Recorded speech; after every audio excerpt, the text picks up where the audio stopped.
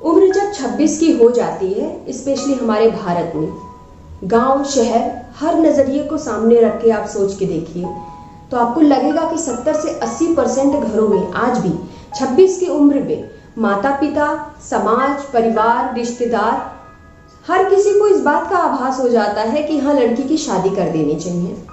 और यूथ की अगर बात करूं तो कितने यूथ आपको ऐसे दिखेंगे आज के डेट में जिन्होंने 26 की उम्र में नेम और फेम, मान सम्मान पूरे गौरव के साथ कमाया है।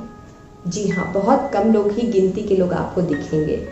उसी में से एक ऐसी भारत की बेटी की मैं कहानी लेके आई हूँ जिन्होंने 26 के ही उम्र में, कहा जाता है 2 तरह के लोग होते हैं, एक वो जो इतिहास बनाते हैं, दूसरे हमारे जैसे लोग जो इतिहास पढ़ते हैं और सुनाते हैं, क्योंकि हमने खुद कुछ इतिहास नहीं रचा है। अफसोस होता है सोच के कभी इस बात पे। तो यहाँ पे 26 की उम्र में ही साहिब मीराबाई चानू का नाम लेना चाहूंगी, जिन्होंने एक इतिहास रच दिया। नाम, हर चीज, मान सम्मान, गौरव सब कुछ कमा के दिखा दिया। जी हाँ, बिल्कुल, सोशल मीडिया से लेके हर किसी प्लेटफॉर्म पे आज आप देखोगे सिर्फ और सिर्फ उनके वीडियोस दिखेंगे। उनके बारे में लोग चर्चाएं कर रहे हैं कि उन्होंने मेडल जीता, सिल्वर मेडल जीता। तो बिल्कुल मैंने सोचा कि क्यों नहीं इस जीत के पीछे जो उनका स्ट्रगल है, जो उन्होंने मेहनत की, जो उन्होंने लाइफ में अपने देखा और वो आज यहाँ पे पहुंची हैं, जो हम लोगों को लग रहा है कि सिल्वर मेडल उन्हें मिला, उनकी कितनी मेहनत लगी, कितना संघर्ष उन्होंने इसके लिए किया, वो सब मैंने खुद भी स्टडी किया और लेके बस आप लोग के लिए आई हूँ, ताकि पेरेंट्स भी इसे सुने, बच्चे भी सुने और सही समय पे वो अपना भी इस स्टोरी से इंस्पायर होके अपने खुद के जीवन का मार्गदर्शन करें। और यूथ के साथ साथ ये पेरेंट्स भी सुन सकते हैं, इंस्पायर हो सकते हैं, क्योंकि मीराबाई चानू के जो उनकी स्ट्रेंथ थी उसको कहा जाता है सबसे पहले उनकी मदर ने ही पहचाना। और शायद 12 साल की उम्र में हम लोग अपने बच्चों पे, बहुत से पेरेंट्स ध्यान ही नहीं देते होंगे कि हमारे बच्चे की स्ट्रेंथ क्या है, और उस एज में उनकी मदर ने उस स्ट्रेंथ को पहचाना और आज मीराबाई चानू का नाम हर कोई जान रहा है। किसी को बताने की ज़रूरत नहीं है कि हाँ, वो एक इंडियन वेट लिफ्टर हैं जिन्होंने हाल ही में टोक्यो में जो ओलंपिक हुआ उसमें उन्होंने सिल्वर मेडल हासिल किया। स्टार्ट करूंगी उनकी कहानी से, थोड़ा सा उनका बचपना, उनकी स्ट्रगल को 1 बाय 1 आपके सामने लेके आई हूँ और आशा और उम्मीद करती हूँ कि ज़रूर इंस्पायर करेगी ये स्टोरी आपको और ज़रूर एक रोल मॉडल के रूप में आप लोग देख भी पाएंगे, क्योंकि ज़रूर एक छोटी सी क्लिप लेके आई हूँ, थोड़ा उस पर नज़र डालें कि कैसे एक छोटी सी बच्ची मीराबाई चानू को देख के किस तरह से इंस्पायर हो रही है और खुद भी वेट को उठा रही है।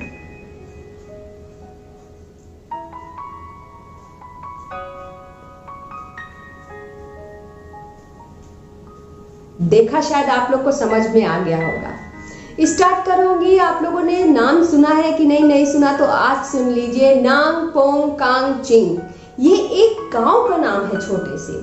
जैसा कि आप जानते हैं कि मैरी कॉम भी मणिपुर की ही हैं, ठीक वहीं की चानू भी रहने वाली है। नॉर्थ ईस्ट इंडिया का यहाँ एक बार फिर पूरी प्राउड के साथ मैं नाम लेना चाहूँगी और पूरी प्राउडली बोलने में भी और ये वीडियो बनाने में भी काफ़ी खुशी हो रही है, क्योंकि एक लेडी होके 26 साल की उम्र में उन्होंने इतना कुछ करके दिखाया है।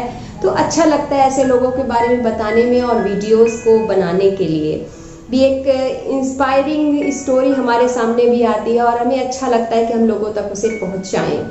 जी हाँ, बिल्कुल, नॉर्थ ईस्ट इंडिया आपने सुना है, उसके मणिपुर के इम्फाल सिटी के 20 से 25 किलोमीटर की दूरी पे ये गांव है। वर्ग की अगर बात करूं, हम लोग कभी कभी तुलना करते हैं वर्ग से कि मध्यम वर्ग, उच्च वर्ग, निम्न वर्ग, इस तरह से। आपको सिर्फ कहानी बताऊंगी कि तब के टाइम में मीराबाई चानू के घर चूल्हे पे लकड़ियों से खाना बनाया जाता था। अब आप लोग समझ जाइए कि परिवार की स्थिति किस वर्ग की रही होगी या आर्थिक स्थिति कैसी रही होगी मीराबाई चानू के परिवार की। अगर आप देख पा रहे होंगे, आप देखिए हर जगह दिखाया जा रहा है कि उनका घर आज भी कैसा दिखने में लगता है। बात करूंगी उनके बचपने से। कहा जाता है बचपन में जब चूल्हा जलाने के लिए लकड़ी लेने के लिए वो अपने भाई के साथ, जो उनसे 4 साल के बड़े होते हैं, उनके साथ लकड़ियां लाने जा रही होती हैं। लेकिन लकड़ियों का गट्ठर इतना भारी होता है कि उनके 4 साल बड़े भाई से भी नहीं उठता। लेकिन ये काम चानू के लिए बहुत आसान होता है और बहुत ही आसानी से वो लकड़ियों का गट्ठर उठा लेती हैं और लाके घर पे लाके रख देती हैं। तो उनकी माँ को समझ में आ जाता है तुरंत उनकी स्ट्रेंथ कि हाँ, मेरी बेटी की स्ट्रेंथ क्या है। कहा ये भी जाता है कि बचपन में वो जब गांव में देखती थी कि लोग फुटबॉल खेल रहे हैं बच्चे, तो उन्हें वो भी खेल बहुत पसंद लगता था, अच्छा लगता था कि फुटबॉल भी है, अच्छा गेम है। लेकिन कहीं ना कहीं से उनके मन में एक बात खटकती थी। ऐसा पेपर्स में, न्यूज़पेपर में लिखा गया है कि वो एक शांति वाला खेल खेलना चाहती थी। हालांकि फुटबॉल उन्हें अच्छा लगता था, लेकिन वो एक शांति वाला, जिसमें सुकून हो, ज़्यादा शोर ना हो, इस तरह का साफ सुथरा गेम खेलना चाहती थी। और उनकी नज़र तब आर्चरी पे पड़ती है और आर्चर बनना की चाह उनके अंदर आ जाती है। और एक दिन वो अपने कजिन के साथ इम्फाल के जो स्पोर्ट एकेडमी होती है वहाँ पता करने भी जाती हैं। लेकिन अफसोस की बात कि ना कोई वहाँ सीखने वाला होता है, ना ही कोई सिखाने वाला होता है।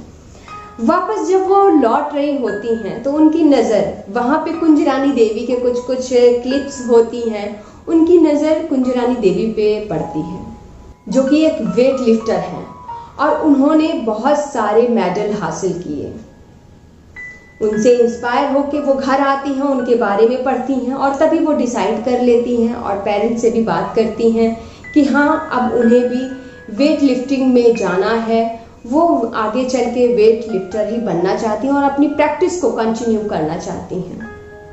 कहा ऐसा जाता है, उसके बाद वो अपने स्पोर्ट एकेडमी जो इम्फाल में होती है वहाँ, उसकी दूरी कम से कम 20-22 किलोमीटर होती है उनके घर से, जिस दूरी को तय करने के लिए कम से कम उन्हें 22 किलोमीटर की ये जो दूरी है उन्हें 2 बार बस चेंज करके सुबह 6 बजे पहुंचना रहता है।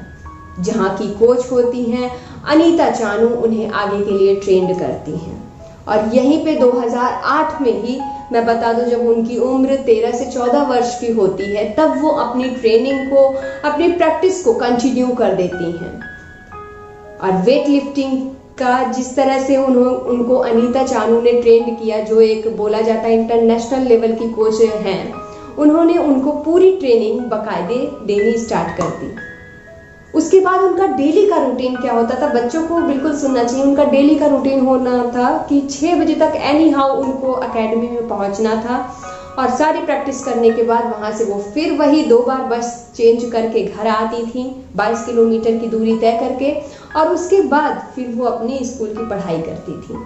यहाँ पे हम बोल सकते हैं कि 2008 में ही जो उन्होंने सिर्फ और सिर्फ 13 से 14 वर्ष की आयु में अपनी जो अनीता चानू के अंडर में जो इंटरनेशनल कोच थी, उनके अंडर में उन्होंने अपनी ट्रेनिंग को स्टार्ट कर दिया। और ज़्यादा समय नहीं लगा, कुछ साल के बाद ही सिर्फ और सिर्फ स्कॉटलैंड में 2014 में जब कॉमनवेल्थ गेम जब स्टार्ट हुआ तो उसमें उनको सिल्वर मेडल हासिल हुआ। और साथ ही साथ 2016 की अगर मैं बात करूं, 2016 में जब नेशनल लेवल पे जब सिलेक्शन होने लगा तो बहुत ही एक आप बोल सकते हैं कम से कम 12 साल का उन्होंने सारा रिकॉर्ड तोड़ दिया। जितने भी रिकॉर्ड थे सारे तोड़ दिए और आप बोल सकते हैं कि सारे रिकॉर्ड तोड़ने के बाद जब वो एक तरह से आप बोल सकते हैं कि टॉप कंटेंटर के रूप में सामने आई उभर के सबके। लेकिन इसके बाद भी अभी रुकिए, क्योंकि इसके बाद एक बहुत ट्रेजेडी हो जाती है उनके साथ, जब 2016 में रियो ओलंपिक होता है और वहाँ पे उन्हें डिस्क्वालीफाई कर दिया जाता है। जी हाँ, बिल्कुल। अगर चानू के शब्दों में सुनने की कोशिश करें, जो मैंने सुना है उनके इंटरव्यूज़ में, तो उन्होंने यही कहा है कि थोड़ा सा वो परेशान हो गई थी, घबरा गई थी, या फिर उसके लिए वो एक बोलते हैं ना कि किसी भी चीज़ के लिए आपको सिर्फ फिजिकली नहीं मेंटली भी प्रिपेयर होना पड़ता है। तो कहीं ना कहीं से वो मेंटली उस चीज़ के लिए प्रिपेयर नहीं थी। लिफ्टिंग जो उन्होंने वेट लिफ्टिंग की वो अच्छे से हो नहीं पाई। और साथ ही साथ इस गेम के जो 2 सेगमेंट होते हैं, पहला स्नैच, अगर आपने देखा हो तो आपको पता हो, नहीं पता तो मैं बता दे रही हूँ सिंपल से शब्दों में कि इसके गेम के 2 सेगमेंट होते हैं, एक स्नैच और दूसरा होता है क्लीन एंड जर्क। दोनों में ही क्वालिफाई आपको करना होता है। आज की डेट में अगर उन्हें सिल्वर मेडल मिला है तो दोनों ही सेगमेंट को उन्होंने क्वालिफाई किया है, तब जाके आज उन्हें सिल्वर मेडल हासिल हुआ। लेकिन 2016 में क्या होता है, उनके साथ ये जो ट्रेजेडी होती है वो डिसक्वालीफाई कर जाती हैं।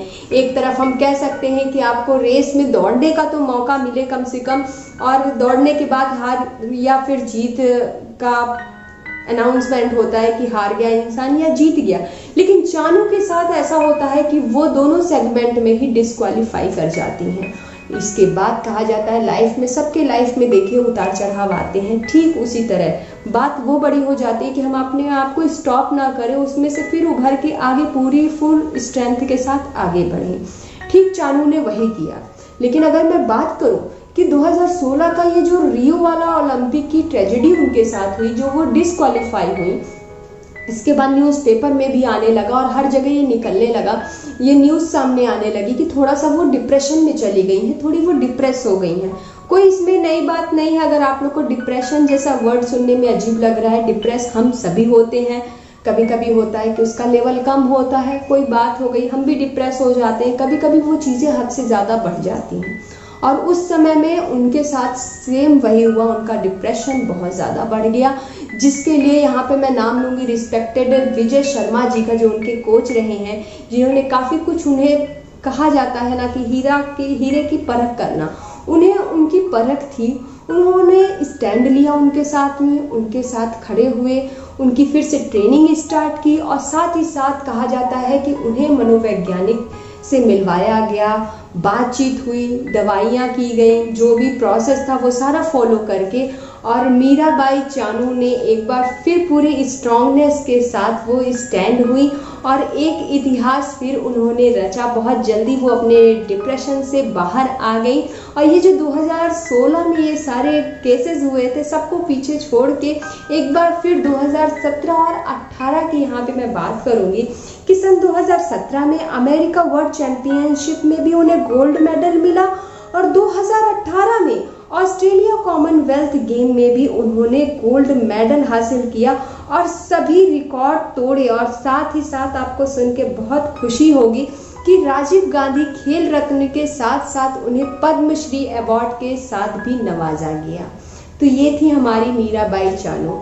ये दोनों अवार्ड उन्हें 2018 में ही मिले, लेकिन एक बार फिर एक ट्रेजेडी से उनका सामना होता है। बिल्कुल सुनते जाइए, देखिए आज कितना शोर हो रहा है ना कि उन्हें सिल्वर मेडल मिला ओलंपिक में टोक्यो में, लेकिन जो स्ट्रगल, जो लाइफ के जो फेज उनके रहे ट्रेजेडी वाले, वो भी दुनिया के सामने बिल्कुल आना चाहिए कि ये बिल्कुल इजी नहीं रहा उनके लिए।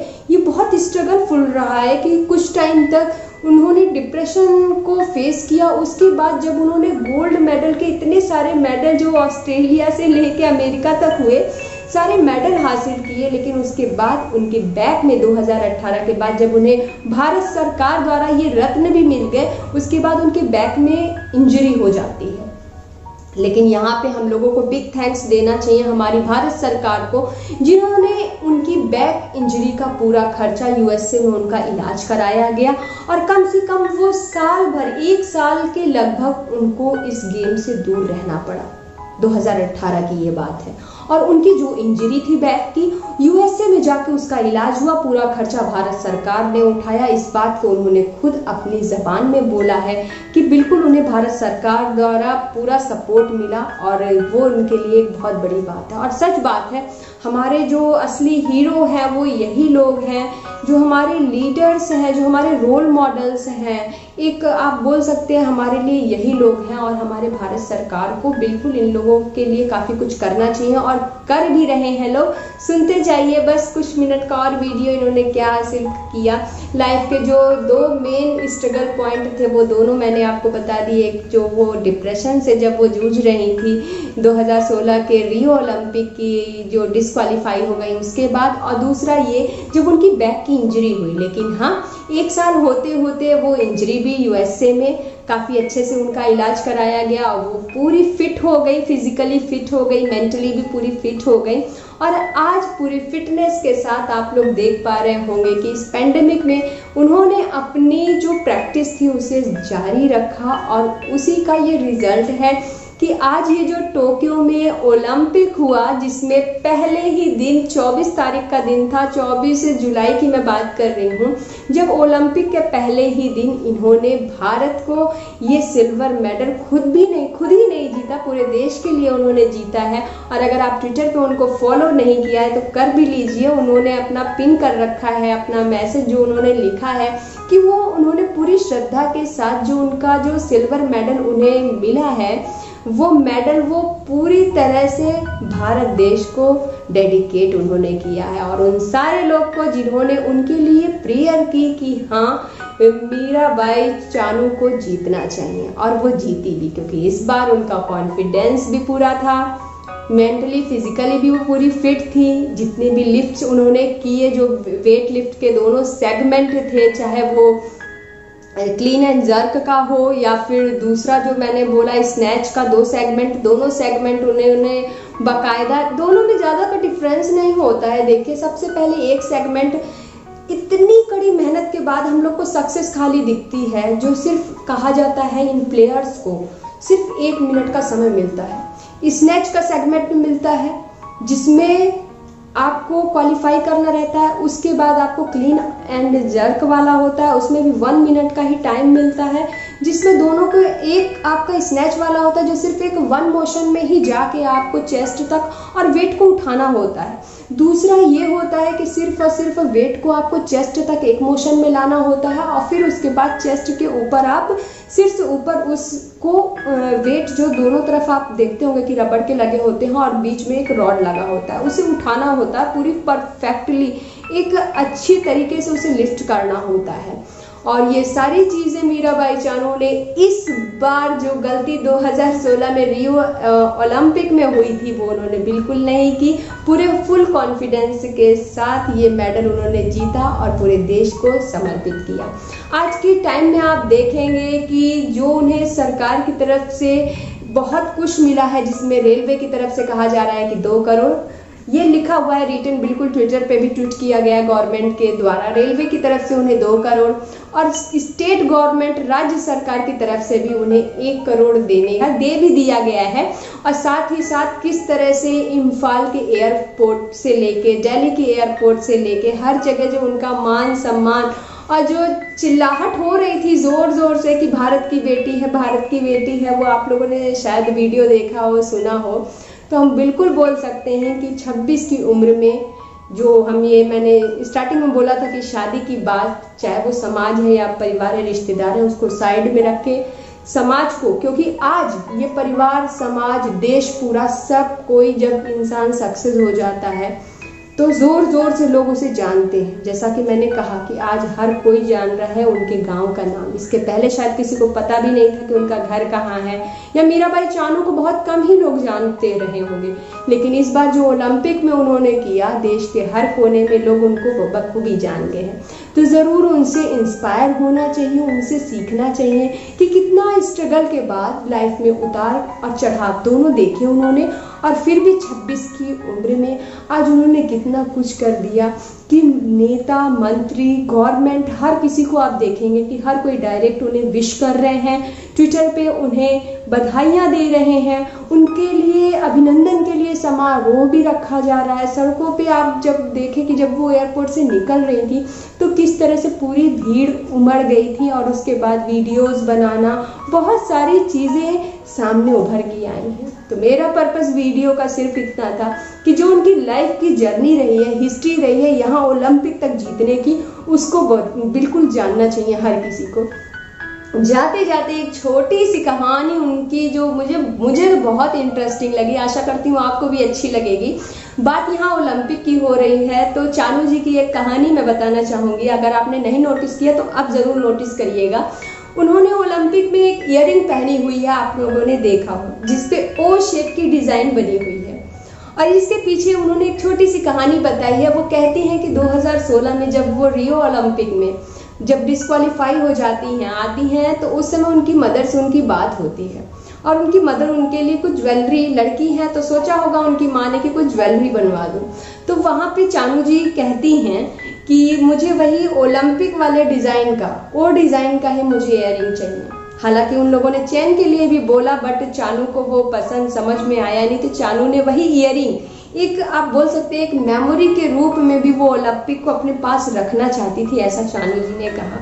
और आज की डेट में आप देखेंगे कि वो जो ज्वेलरी बनी ओलंपिक की जिसमें ओ डिज़ाइन किया हुआ है, वो उन्होंने टोक्यो के ओलंपिक में भी बिल्कुल पहना है। और साथ में जब न्यूज़ रिपोर्टर्स वालों ने और बाकी लोगों ने उनसे पूछा, तो ये खूबसूरत सी कहानी जो मुझे बहुत ही अच्छी लगी, जो बिल्कुल मेरे दिल को समझ लीजिए कि छू गई, मैंने सोचा कि बिल्कुल चलते चलते आपसे भी शेयर कर दूं, जो आज भी उनके कान में पड़ी हुई है ओलंपिक की इयरिंग। आशा करती हूँ, उम्मीद करती हूँ कि ये वीडियो आप लोगों को पसंद आया होगा। पसंद आया होगा तो लाइक शेयर आपके ऊपर है, मैं बिल्कुल उस चीज़ के लिए फोर्स नहीं करूँगी। आगे कोशिश ज़रूर करूँगी कि इससे भी अच्छा और भी इंस्पायरिंग स्टोरीज़ और वीडियोज़ आप लोग के लिए इसी तरह से बनाती रहूँ। Thank you so much.